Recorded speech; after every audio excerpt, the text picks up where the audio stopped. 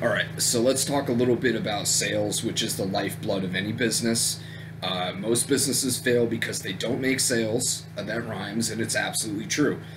Most startups that are funded by venture capital, they never actually get to making their first sales. Most businesses peter out because they fail to find new ways to make sales, and they would call it cash flow. But that's really what it is that it ultimately comes down to making consistent sales to cover your overhead expenses and then also expand your business. You want to have money in the bank, and you also want to be able to hire people and improve your product, improve your delivery. You need sales to do that. The money doesn't come from thin air, it comes from sales. So sales is the most important thing in business. Your product is extremely important, but your product gets better over time as you get better at doing your craft. And one thing I'm going to say here too is that most people jump around from business to business, from product to product. The best thing to do is to stick with one product, one service, one thing that you're doing, and get really fucking good at that. If you truly hate it, I guess you can shift to something else, but I recommend sticking with one thing and getting really good at it, which naturally happens the more you do it, so the product will improve. But the sales is the most important thing. It's the most difficult thing to do. It's the hardest thing to find a good salesman. Finding a good salesman is really hard. You yourself have to be a very good salesman and train yourself to be a good salesman first before you can find a good salesman to do your job for you and grow your business. So let's talk about my simple philosophy to sales. Like it's not a fucking it doesn't take a rocket scientist to break down sales and how to make sales on a consistent basis, no matter what industry you're in. And I like having a formula and standards because it takes the emotion out of it. Like the thing that stops people from making sales is not that their product wouldn't work, it's not that people wouldn't buy it, it's just the emotion that fucks them up. So I like to stick to standards, and I've said this before, and I'll say it again. I set standards for myself of how many messages I'm going to send out a day, and that can mean phone calls, that can mean door knocks, that can mean messages on social media, that can mean whatever. But I have a standard of how many of them I'm going to send out a day. Additionally, I'm also going to build my network, aka prospecting, building a reservoir of people to speak to every single day. So those two things are what will make you sales. If you just stick to a certain number, you will make sales. For me, I say 600 messages a day to people, or phone calls, or connections with people where you're having a conversation with them. So in other words, you're just basically saying, hey, how's it going? My name is Brad. I just wanted to talk to you and introduce myself. I hope you're doing well. You're very polite. You're not pushy, and you don't need to be pushy when you do enough volume. When you do 600 connections a day, you don't need to be pushy because you're going to make sales. The people that are pushy, high-pressure salesmen don't ever do enough volume, so they have to get really aggressive on the ones they do because they're nervous. If you do enough volume, you don't ever have to be high pressure, and people like hearing from you. You know, the only people that are mean to you are just assholes anyway, you know? So I say 600 messages a day, phone calls, whatever. And in those conversations, you're just having a very casual conversation. Hi, I'm Brad. Good to meet you. Hope you're doing well. Hope your family's doing well. And then I like to ask for permission. I like to say, hey, do you mind if I tell you a little bit about what I'm doing, my service, my product? I'm, right now just trying to raise money for the business, trying to tell people about what I do. I got a great product for you, but I just want to check and see if it's okay with you if I tell you about it. I don't want to spam you. And if they say no, you say, hey man, no problem. Thank you for being part of the group, and take care. And then you just move on to the next one. And then the next one, if they say yes, usually they'll say yes if you ask permission, because most people, when they're in sales, they just spam. If they can even get themselves to do a sales message, they just fucking spam it. They blurt it out. They're like, this is my product. And everyone hates that because it clogs up their inbox. They get so many sales messages a day, they don't even want to fucking hear it. So I always ask permission. There's a great book about this called Permission Marketing by Seth Godin. And then there's another book about this called Jab, Jab, Right Hook by Gary Vee, which says you give value up front, and then you have an ask. That's more of like a marketing thing. But sales-wise, you always want to ask permission. That's what I like to do. That was a big change point, because before, when you just go and you just spam your thing, which I did before, admittedly, and I pissed a lot of people off, but I made a lot of money doing it, so I kept the business going and I learned this shit. I'm trying to show you how to avoid it. A lot of people get mad at me for that, but like, in reality, that's what it takes. That's what salesmen do all across the world for thousands and thousands of years, is they go out and they tell people about what they do. So ask permission, and then finally you have a pitch. Like, what does your product do for them? Make sure it's valuable, make sure it's affordable, and make sure that it's professionally delivered and you over delivered on it. You know, and if you haven't, just keep working on it and make it work. You know, that's sort of what you have to do. And if you send out 600 a day and you do that every single day, you will make sales. Now, with pricing, you want to make sure that the price of your product or your service is enough to cover your overhead and help grow the business into the future. If it's too low, it's not going to do that for you. So you just want to set the price at something that's reasonable.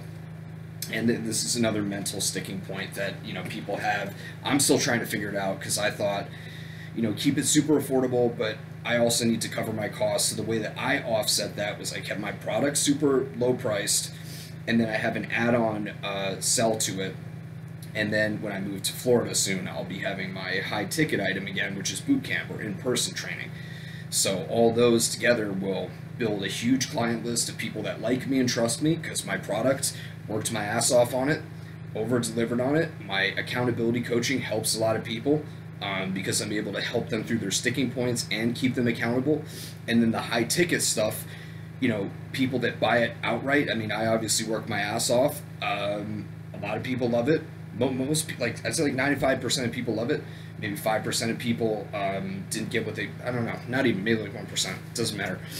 You're always going to have bad clients. You're always going to, eventually you're going to have clients that no matter what you do, even if you honestly, like I do, try to offer as much value as possible for the most affordable price, and you really care about your clients, you really care about your customers a lot, like more than yourself almost, you'll never really have that problem too much, but you still will run into that problem. You'll always have clients that are difficult. That's a big reason why I do the product too, is because one-on-one, you can do everything for a client. Like if you do copywriting or marketing or sales, you could do everything for a client.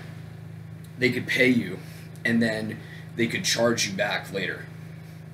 So like if they paid you with a credit card, or they paid you on PayPal, let's say, or they paid you on one of these Square or something like that, they could just contact their bank and then pull all the money back out after you did months of work for them. And I've had that happen a few times. So that's really what I'm talking about there. So just be aware of that too. Now, in terms of the prospecting, you need to have a list of people that you're contacting, right? So in order to do that, you have to own it. You have to have those contacts at the ready every day. If you're going to be in sales, you have to have that. You have to have a list. That's the way that you do it. You go down a list and you contact people. So part of my day when I'm really going hard at sales is 600 messages a day for sales, 600 connections a day. For me, in terms of the way that I do it, it's social media. So I'll be Facebook, LinkedIn, WhatsApp, Telegram, Gab, any social media that's out there is the way that I currently do it. If I had to do phone, I would do phone, but phone sucks. You get people on the phone, it's just a lot of effort, and you're getting shut down all the time. I just don't do it that way at this point. If I had to, I would. I would even go and do door-to-door if I had to, because that's what business is. I know people who have built big businesses that literally built their business by going through the white papers, the yellow pages, and just calling every single company up and asking them, hey, do you need security? Do you need your driveways plowed? Do you need this? And they would just bang it the fuck out. And they might get rejected 500 times a day, but if they got 3 sales a day, I mean, dude, that's fucking good. If they make, let's say you make $500 profit per sale, you make 3 sales a day, you spend 8 hours calling people, it's brutal. But you know what? You just made $1,500. That's what sales is. You message 600 people a day, you get called a faggot like 20 fucking times, but you made $3,000. It's totally worth it. That's the mentality you gotta have. So when you stick to those standards, that's why I really like that. You can have your days where you're having doubt. You can have your days where you're super, super high and you're feeling like fucking amazing. But as long as you stick to the standard, you're never going to really vary too much. You're not going to have days where you're not going to have months of bad income. You're not going to have, ideally you'll have super high income if you stick to it and you hire people and stuff, but you're never going to dip too far below it. The times where I've dipped below it is where I didn't stick to that standard.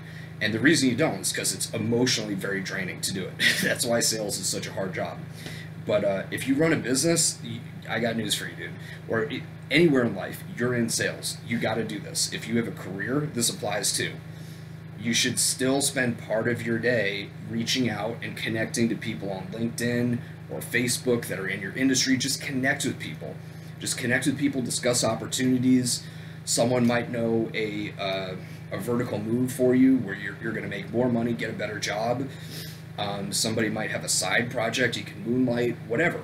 That is what you have to do. Just have that mentality of like, okay, I'm going to connect with this many people a day, and I'm going to add this many people to my network. You do that, you're going to be fine. It really is the essence of sales. Anything else, like, you could read sales books, and you should. You can learn about the psychology of influencing people and all that, and leading them, and going for the sale, the way that the sales are structured, and you should do that. You should study sales scripts. But ultimately what it comes down to is just getting in there and just speaking to a lot of people on a daily basis. That is the number one thing. More important than reading books and studying this stuff. Those things are supplementary to just speaking to a lot of people on a daily basis. Because again, even if, for instance, I don't sell somebody, I will tell them about my free content. I will thank them for their time, and I'm polite. I will just have a conversation with them, and just even having that new connection with somebody that's a positive one is going to be maybe a sale in the future. It's maybe it's a positive thing that will lead to something, or I'll learn something from them. So that's the preliminary thing that most people fuck up, is just like they don't speak to enough people on a daily basis. They maybe do it for a few days, and then they fall off. Shit, man, it's hard. I fall off definitely, or I get distracted, I do something else. But when I'm growing the business, like literally I grew my business last year from 0 to about, I think, $30,000 a month at one point of total net profits. And I did that by just literally every day for like 8 months doing this. And then Corona hit, and then we lost all the business, and then I had to revamp the entire business, make the product, still do sales, and then keep going. But this thing, it works with any industry, with no matter what you're doing. Like, I really don't care what you're selling. If you follow this formula, you will make sales. And when you make sales, your business can go on. When you don't make sales, your business is dying, period. It's good, if you're spending that time working on the marketing or the product or your skill set, you're taking a class or something, that's cool. And I do that too, like I'll spend 5 days going through an 80-hour program on 1.25 speed or 1.5 speed. I did that with Sam Ovens' Consultant Accelerator program last year. Life-changing fucking program. Amazing program. Totally recommend it. The guy sells that shit for $2,000 a pop. Man, Sam is a beast. I have tons of respect for Sam. I've done that with Tony Robbins. I've done that with different programs. I've read tons of books on this, and that's a good thing to do too. I'm not saying don't do that. Take Sam's program. It's fucking awesome. Take Tony's program. It's fucking awesome. Business Mastery. Awesome stuff. But the main thing, like I'm telling you, the biggest thing that fucks people up, and I've seen it all the way from people that had literally millions of dollars of venture capital in the startup space. They were like, oh, I have the new Facebook. They didn't ever make sales. They never even made a fucking sale. If you don't make a sale, you don't get somebody to pay you for it and use it and tell you it's good or bad, you don't have a business, okay? Like, you just have some fucking mental masturbation thing. Once you start getting people to pay you for your shit, and then give you good feedback for it, now you got something. Now you got something. The only way to find that out, though, is to get out there and speak to a lot of people, sell it to somebody, and get some feedback. And again, it's the emotional thing that, like, that's the thing that stops people, is the emotions of it. But once you take that out and just say, okay, here's what you, like, I'm telling you, this is what you do, right? This is literally what you do if you want to grow your business, no matter what it is. You speak to 600 people a fucking day. You add 600 people to your network, and you do that every day. If you want to grow your business twice as fast as that, speak to 1,200 people a day and add 1,200 people to your network. 3 times, just keep multiplying it. But for most of you, like me, you're a one-person army. You got to fucking do it yourself. It's very, very difficult to find a good salesperson. It's very difficult to grow the business big. If you don't have a lot of help, you don't have somebody funding you or whatever, it's like, or you're getting censored. Like I've been censored so much. Like before, it was pretty easy for me to grow the business because I had all these. My marketing was easy. I would just make videos on YouTube, and my videos had massive reach. Now, if I fart to the left, they're gonna ban my shit. So I have to constantly like cull down what I say, and I don't get the same reach that I used to. I'm not bitching. So I had to learn how to do it this way, the traditional sales way. So, and what's cool about this way too is that no matter what situation you're in with your marketing or your ads, like you spend $100 on ads, maybe in 2005 you would get 3 sales from that. Well, in 2020, if you do that, you get like 0.1 sale from that. So you're not getting much in return for your ad money as you used to. So that's just marketing. But with sales, if you get good at it and just outreach and understand the basic principles, they always work. They always work. The key thing is to outwork people. People are always the same. People are lazy. They want the fastest, easiest, cheapest way to get the best result, obviously.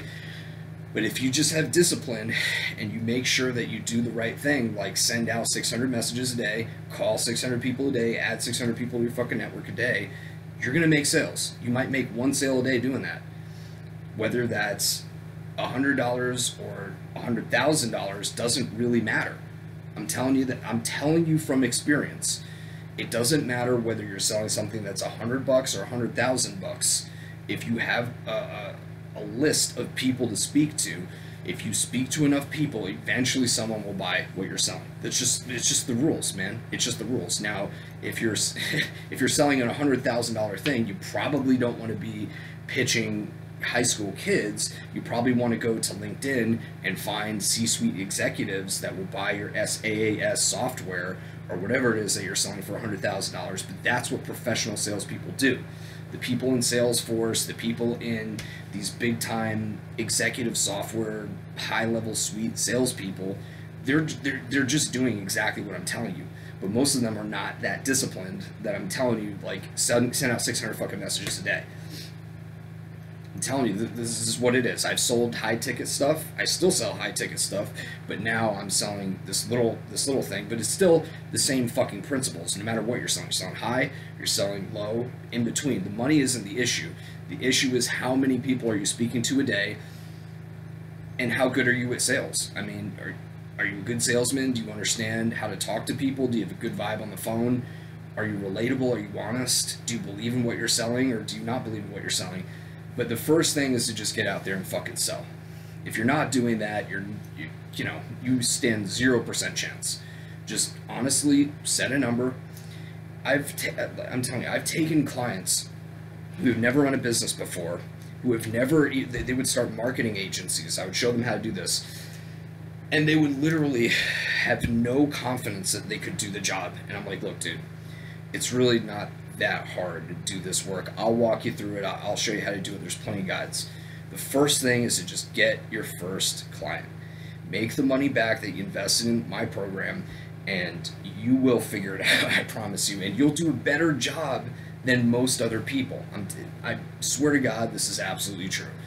So The guy gets paid, he gets his first client. It takes him about 20 days to get his first client. He's there, he's hammering it out. He's sending out 500 messages a day, just like I told him. He had phone calls. He was terrible on the phone. I mean, he was just terrible.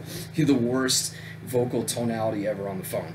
But literally, eventually, he got his first sale. I think it was for $750, and it was within 20 days. I've had multiple clients do this. So all that it takes is just that consistent messaging every single day, adding to your network. And the fact that he even got a sale in his first 20 days is kind of amazing based on how bad he was on the phone. And then there were other clients that got sales like within the first 3 days. The point is that you keep it up. You don't distract yourself from it. It's just like a skill set that you get better at, and then by speaking to that many people, someone will buy. And you just need one. You make that first sale, say for $750, boom. That's, depending on where you're living, that's your rent and maybe some food. Then you make a second sale. Now you got twice that money. Maybe, the next month you make 4 sales. The next month after that, maybe you make 6 because you're getting more confident. Some clients stay on. Now you have 2 clients starting the month paying you $1,500, and then the next month you make 4 new sales, and it's just like, holy shit, now I'm making $10,000 a month. It happens really quickly. Like, you won't believe it when it first happens, because you're like, whoa, holy shit, like do I have $10,000 in the bank? It's like, yeah, because it's just math. It's just simple math. Like, 4 times 2,000 is 8,000. That's only 4 people that say yes and pay you. That's all that is. That's not that big a deal. If you spend 12 hours a day, 7 days a week making sales, yeah, that can absolutely happen. And then, over time, you then can start running ads, you can start doing marketing, you can start, you get good testimonials, you get referrals, you get repeat customers, and then you have a real business. So that's how it's done. And there really, honestly, there is no, I want to say this too, there's no replacing hard work on this. People like to think that you could just hire a salesman or you could hire a marketer. You have to know your business. This is the big thing I learned. You yourself have to know your business 100%. You've got to do those jobs first. Hiring someone to do it and delegating and be like, all right, just go get me sales and go get me marketing. No. You've got to understand how to make sales for your product. You've got to understand sales in general. You've got to understand marketing, and you've got to understand delivery and product. If you don't understand those things, you're never going to hire somebody that does.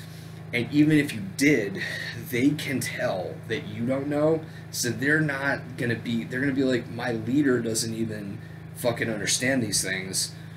As the leader, I got to be able to jump in and train, and I got to be able to actually show them exactly what I'm talking about. And if they have something to teach me, I'll sit back and I'll listen. But if I can't get in there and help, I'm not much of a leader. And again, that doesn't mean that I can't learn from people.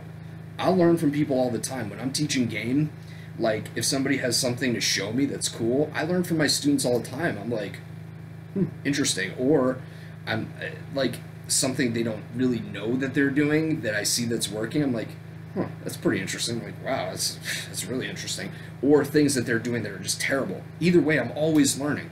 So don't ever feel like just because you're the leader or you're the teacher or the coach or you're the marketer or whatever that you can't learn from your clients. You can. But also, just keep your boundaries there too, where it's like, this is the service I'm providing. This is what you're getting for that cost.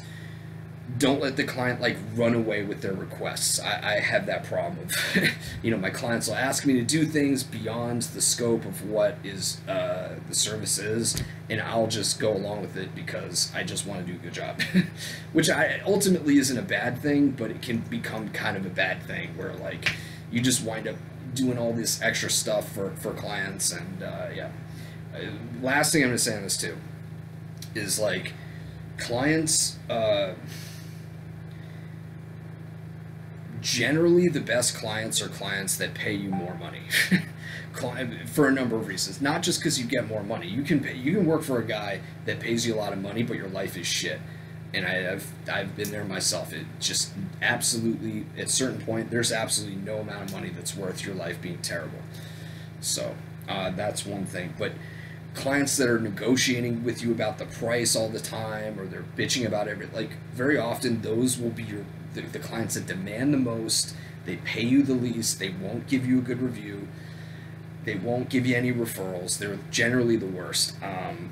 So it's also good to have those high ticket items for your services. Like for services, generally speaking, I charge high prices for the services, because like your time you're not going to get back, and also some clients suck, man. I mean, I hate to put it this way, but like, dude, people can suck. So you can put all this effort into one client, and I've had a few situations like this where literally it just went so above and beyond for these people, and they would be all happy. I would check with them like, okay, cool, like, you're enjoying the service. Do you have anything that you need from me that I'm missing from giving you, that there's a gap in your expectation here?